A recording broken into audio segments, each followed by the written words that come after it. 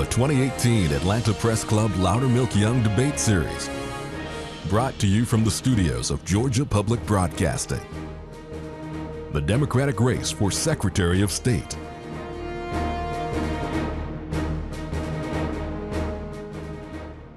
Hello and welcome to the Atlanta Press Club Loudermilk Young Debate Series, originating from the studios of Georgia Public Broadcasting in Atlanta. I'm Dennis O'Hare, the local host of Morning Edition on 90.1 WABE, and this is the debate among the Democratic candidates for Secretary of State. So let's meet the candidates, and they are, in alphabetical order, John Barrow, who served as Georgia's 12th Congressional District Representatives in the U.S. House. From 2005 to 2015, he then taught classes at the University of Georgia. Dee Dawkins Haigler is an ordained minister and pastor, a college educator, community activist, and a political strategist. R.J. Hadley is Chief Deputy Tax Commissioner for Rockdale County, Georgia. He declined to participate in today's debate and, as you can see, is represented by an empty podium. Now let's meet our panelists. Giovanna Durpick is a political reporter with CBS 46, and Maggie Lee is a freelance reporter covering state politics in Georgia. And now let's get started. If you'd like to know the rules for today's debate, please visit the Atlanta Press Club website, atlantapressclub.org. To start the debate, each candidate will be asked one question by one of the panelists. Giovanna Durpick, you get the first question, and it goes to John Barrow. Thank you. Welcome, former Congressman John Barrow. Sir, you've brought the issue of gerrymandering to the forefront, but that's not what the role of the Secretary of State is all about. For people who believe that this is merely an entree for you back into politics and not really about managing Georgia's election system, what do you tell them? Well, first off, gerrymandering very much is an issue with a lot of people, and the Secretary of State has a very limited but very pointed role to play. The Secretary of State will be a necessary party in any litigation challenging the administration of an election on the grounds that it is an election being conducted with an unconstitutional partisan gerrymander. And I'm looking forward to being an advocate for gerrymandering reform at the judicial level. Clearly, though, the number one responsibility for the Secretary of State is to administer the elections in the districts as they're drawn. And that's why I think it's so important that we have election reforms that will address, for example, the deficiency of the DRE machines, the electronic voting machines we're using right now. I very much believe we need to decertify those machines and move to a modern paper ballot system. Those are things I would still have to work with the legislature on, though, because while the Secretary of State has lots of responsibility, it's not being used right now to address this issue, there still has to be a working relationship with the legislature. But gerrymandering is an important issue, and the Secretary of State will have something to say about it, even if he or she has no power over it. Maggie Lee, you may now ask a question to Dee Dawkins Haigler. Hi. Ms. Dawkins Haigler, when you were in the legislature, you were one of the top signers on a bill that would have set up automatic voter registration when someone gets a driver's license. You sponsored a bill for same-day voter registration. Some states do things like that, but critics say it increases the chances of fraud, the increases of possibilities of multiple registrations, a lot of administrative problems. What makes those a good idea? How can you do that and avoid fraud? Thank you for your question. So in Georgia, it's very important that we make sure that all of our citizens have the access to the ballot. Voter fraud is very few and far between. The amount of cases that have been reported in those states that utilize same-day voter registration or automatic voter registration have seen minimal cases of voter fraud. And so one of the things that you can always do is make sure you put in processes that make sure that there's no duplication of names. Even here in Georgia, when people's names had little differences or similar differences, the same person, they eliminated them from the voter file. So what we need to make sure is that everyone in this state has access to the right to vote, because people bled and died for us to have that right. All right. Thank you. Now, that concludes the first portion of our debate. The candidates will now ask a question to an opponent of his or her own choice. Of course, there are only two, so it's pretty easy. R.J. Hadley declined to participate in the debate and is represented by an empty podium. So the candidates may still choose to pose their question to Mr. Hadley. Each candidate will have 30 seconds to ask the question. The candidate being asked will have 60 seconds to respond, and then the questioner will have 30 seconds for a rebuttal. And by random selection, D. Dawkins Haigler, you may ask the first question. Thank you so much. Congressman Barrow, as Democrats, we don't have a litmus test. However, during your time in Congress, there were many decisions that you made that you voted on that would bring pause to us, such as voting against Obamacare and voting against sensible gun laws, as well as voting against the Dreamers Act.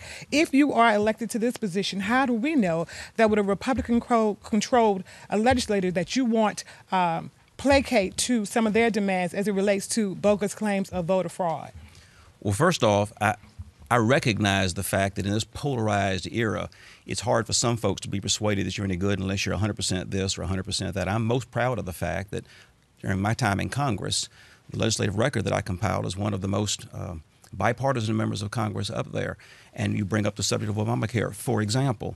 When allowed and really required to vote on the constituent components of this law, I voted as often to sustain and keep the bill as I voted to get rid of parts that I thought were an unnecessary burden on the insurance marketplace and on customers who are already paying too much for the insurance that they were providing for themselves and their families.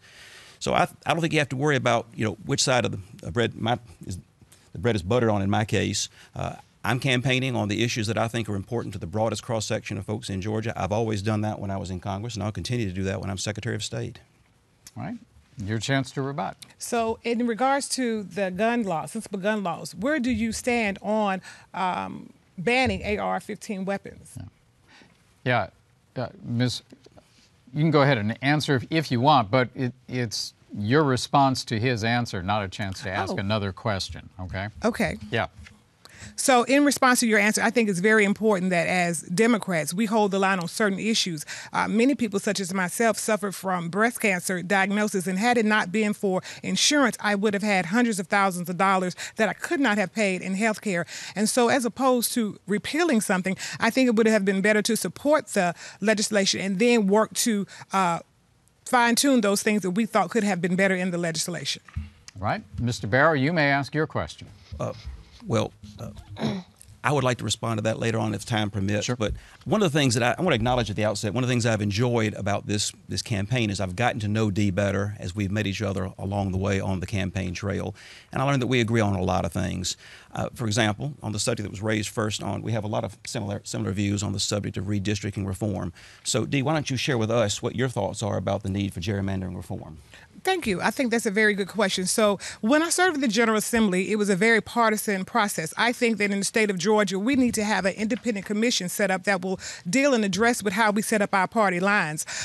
Myself was gerrymandered in 2012 because we were pushed out into demographics that were not as pleasing for us as we would have liked. However, that is not necessarily a function of the Secretary of State. However, with my relationship with those who are in the General Assembly, I will continue to work with them. But the best thing that we need here in the state of Georgia is an independent commission that will work nonpartisan way to make sure that the lines are drawn up so that people are not packed in stagnant districts that will not benefit the common good, and that is the constituents of Georgia. Mr. Barrow, you've got 30 seconds to rebut if you want. You see, we have a lot of points of agreement on this right here. As the most gerrymandered member of Congress in the history of the Republic, I can attest not just to its impact upon candidates and upon leadership in Congress and upon the caucuses, but also on the voters who are pushed around on the district maps like pawns on a chessboard. The main thing that gerrymandering does to this country is hollowing out the political center, and that's what we need to restore, and that's why, whether through the legislative front or on the judicial front, I'll be an advocate for gerrymandering reform. All right, thanks very much. And if you are just joining us, this is the debate between the Democratic candidates for Secretary of State. Now, R.J. Hadley, the third candidate, declined to participate and is represented by an empty podium. So we'll now go back to our panel of journalists to ask questions to the candidate of her choice, and we will continue that until we run out of time. And as a point of moderator privilege, I may also ask a question of the candidates, and I'll determine when a rebuttal is appropriate. And Giovanna Durpick, you get the first question in this round. Thank you. Former State Representative D. Dawkins Haigler. In the past, the watchdog website Atlanta Unfiltered discussed your alleged sloppiness when it came to campaign filing reports. Running the election system is something that's very detail-oriented. It requires meticulous attention to detail. What proof do you have that you would be a detail-oriented manager when it comes to tracking what's precious to many people, their vote? Thank you. That's a very good question. So first of all, Watchdog will put anything in there, so I consider that fake news. However, when I did look at some of the claims that they made as opposed to some of the filing reports and they're not being correct, when I went back to look into the system, they were actually correct. However, I will make sure as the Secretary of State that what we do is have a system that's set up that is organized and efficient. This is why you handle and hire good staff. I have a background in human resource management, and as a result, I will make sure that the people are put in place who can handle such a thing. And so Watchdog report again, it's kind of like a watchdog that just goes after people arbitrarily. And so people can get a little thrown off when they read what's put onto Watchdog. Right. Maggie Lee, your turn to ask a question. Sure. A question for Mr. Barrow. Georgia is reviewing its voting system. There's talk of maybe going to paper ballots the voter fills out by hand, or maybe going to a touch screen that gives the voter a paper receipt. There's a couple of options out there. What kind of voting system do you think Georgia should have? The first thing I think we need to acknowledge is that the current method where you record your votes on an electronic medium that cannot be read and understood with the naked eye is totally inadequate in this day and age. It was okay when they started in 2002, but these machines have long since outlived their shelf life and their reliability. They no longer meet the statutory criteria of reliability. I would decertify these machines in the manner already authorized by law to force us to go to the only other system that's authorized by our current law, and that's a paper ballot system that uses optical scanners. This utilizes technology to enhance the voting experience and also to enhance the ability to report on election results at the end of the day, but it does not surrender our votes to an electronic medium that cannot be read, cannot be counted, and cannot be recounted. Mr. Barrow, you'd still have to, even if you decertify the system, you'd still have to get the legislature to fund a replacement. How would you do that? And do you have any idea how much that would cost? Actually, we have a system, an alternate system authorized by law right now. It's the system we use currently for absentee ballots and for provisional ballots. The only thing we'd have to do if you wanted to get early and timely results on election night is rent some more optical scanners. But those are the devices we use right now to count provisional ballots and absentee ballots, and we have some 600 of them in this state, a couple of thousand more that we could rent, and we could be able to get the results in a timely fashion, just like they do in the rest of the country. Okay. Giovanna Durpic, you have the next question. Mr. Barrow, do you know the process of how to go after those who violate elections law? Well, the process, thankfully, is not concentrated in the Office of Secretary of State. We have 159 different jurisdictions, 159 Solicitor Generals, lots of district attorneys. We have 159 sheriffs. The authority to enforce and to prosecute violations of those laws is not concentrated in just the Secretary of State's office. It's dispersed throughout the state political, legal, judicial system. And frankly, I think that's how it should be. I think it does require that we be attentive to folks who might be freelancing and doing things on a local option basis that might actually conflict with state mandates. And I think that's the primary responsibility of the Secretary of State's office, is to provide guidance and oversight for the 159 jurisdictions that are doing it on their own authority and accountable to their own local citizens. That really is our greatest safeguard against anyone hijacking the electoral system, not just in this state, but in this country. Maggie Lee, you get the next question. Sure, and because it's such a high-profile issue, I'd like to ask the same question to Ms. Dawkins-Haigler. What kind of voting system should we have? How about paper, barcodes, hand-filled ballots? What should we be doing? And so I concur. We do need to use a form of paper ballot mixed with electronic systems, and as he said, an optical scanner. I have been a proponent of that for years, and I've been talking about that across the state and country. I have worked on numerous task forces. I've done things with the Brenner Center for Justice, looking at ways that we can make our voting system here in Georgia more audible and verifiable. Because let's look at it. If someone has asked for a recount, they're going to get the same tallied votes that they received the day before, because you do not have an audible, verifiable trail that you can go back and count the votes. So we do need to get rid of the system that we currently have and upgrade it to a system that has paper ballots mixed with electronic devices such as optical scanning. Same follow-up to that, though. How much would it cost, and do you have any idea how long it would take to implement? We have elections all the time. Yes, we do. And so first thing we have to do, being that the Secretary of State only has a $134 million budget, is I would have to go to the General Assembly to ask them to go into appropriations and increase our spending for the Secretary of State's office. It's very key that we do that. And so the exact figure, I don't know what it would cost. However, I would have experts on my team that would be able to look at that and get that back to you. But I know we need to at least increase the budget by at least $25 million. Thank you very much. The next question comes from Giovanna Durpich. Thank you. Ms. Dawkins-Haigler, a good chunk of the job of Secretary of State deals with professional licensing and investigations. What have you done specifically in the fields of business regulation, and what is your experience with the investigation of scams? Yes, and that's a very good question. Thank you. So one of the things I want to do is make sure that when people go to get their professional licenses, that people respond in a quick manner. However, in the state of Georgia, no particular investigator is delegated to just one field. So you may have someone going out to do hairstylists on one day, funeral homes on another day, and nurses on another day. That is inefficient and ineffective, and so you can't have people scattered. People need to be abreast in subject matter expertise, and so as a Secretary of State and having a background in human resource management, that's a part of delegation. So you would delegate people to the positions they need to be in instead of arbitrarily just sending people out as they're needed on a day-to-day basis. And so it's very important that people are able to get their licenses. For instance, when barbers come into the state of Georgia from another state, they said that their thing could be pending, their license could be pending as long as 6 months. I think there should be some type of provisional license in place, not just for barbers, but for hairstylists and everyone else, because people want to get to work. We can't be the number one place to do business and the number one place to make it hard to get the work done. Just a quick follow-up. It sounds like you're talking about more investigators, more staff to cover the different fields. Again, where do you get the money for that, and how much would that cost? Can you get the legislature to approve that? I'm glad you asked that, because when people pay their professional license fees or even late fees, instead of that money coming to the Secretary of State's office to handle the business they need to do, it goes back into the general fund of the state. And so the general fund needs to really allocate that money back to the Secretary of State's office. That is why I would go to the legislature and ask them to increase the spending for the Secretary of State's office so that it may effectively do the job that it was set out to do. Next question comes from Maggie Lee. Sure, I'd like to ask this to Mr. Barrow. The Secretary of State's office, a lot of it is, frankly, administrative work, overseeing elections, administering professional licenses, investigating, possibly bogus charities. It's things that's not obviously partisan or policy driven, but this is a partisan office.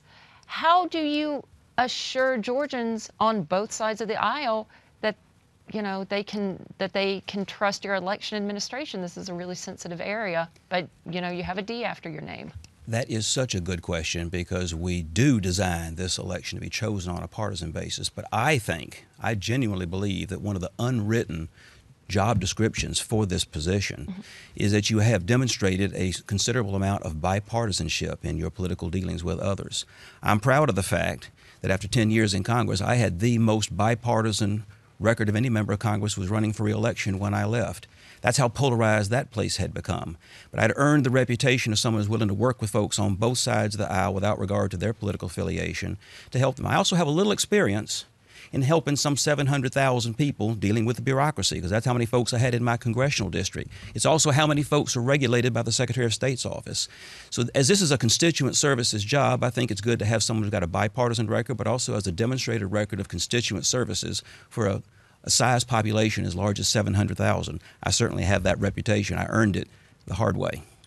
Thank you very much. And that is all the time we have for questions, and each candidate will now have 60 seconds for a closing statement. D. Dawkins-Haigler, you're up first. Thank you. So thank you, Dennis O'Hare. Thank you, panelists. Thank you, Atlanta Press Club and Georgia Public Broadcasting. I am excited about this race because right now this is a pivotal time for us to have someone in the seat who is dedicated to getting our voting system under control, as well as our corporations and our professional licensing. This is not a political job. This is why I intentionally did not take any money from any PACs, lobbyists, corporations, big outside dealers from D.C. all all the way down, because I feel like the one office in this state that should not be beholden to any special interest is the Secretary of State. Why? Because you have to have integrity when you're trying to count the votes. And so as the Secretary of State, I intend to do that. I intend to have integrity in the process and make sure that every vote counts in this state, because every vote matters. I thank you. I ask everyone to support me if they can. Pray for me, and more information can be found on my website at www.dhagler.com. Thanks very much. John Barrow, it's your turn. There are lots of reasons why I think this is the most important office in Georgia that nobody thinks about. There are some 700,000 professionals who depend on this office for the license they've got to have in order to do their business or practice their profession. But for most of us, I think the most important responsibility of this job is to preside over our election process. The Secretary of State is the person that we hire to make sure that our elections are fair and that our votes are counted exactly the way we cast them. And for too long and for too many people, the Secretary of State's office has been more of a hindrance than a help. It's made it harder for some folks to register to vote than for others, harder for some folks to stay registered than for others, and harder for some folks to actually vote than for others. It's my policy that it ought to be as easy for every eligible citizen in Georgia to vote as it is for any eligible citizen to vote. If you want someone who can do the job the way we all want it done, and someone who can win the office in November, then I ask for your vote, and I'd be proud to have your support. Thank you. Thank you very much. And that concludes our debate. We would like to remind voters that the primary elections will be held on Tuesday, May 22nd. By the way, early voting has already begun. Our thanks to the candidates and to our panel of journalists. And we'd also like to thank the Atlanta Press Club for arranging today's debate. Now, for more information about the Atlanta Press Club and all of the debates that they will host this primary election season, just visit atlantapressclub.org.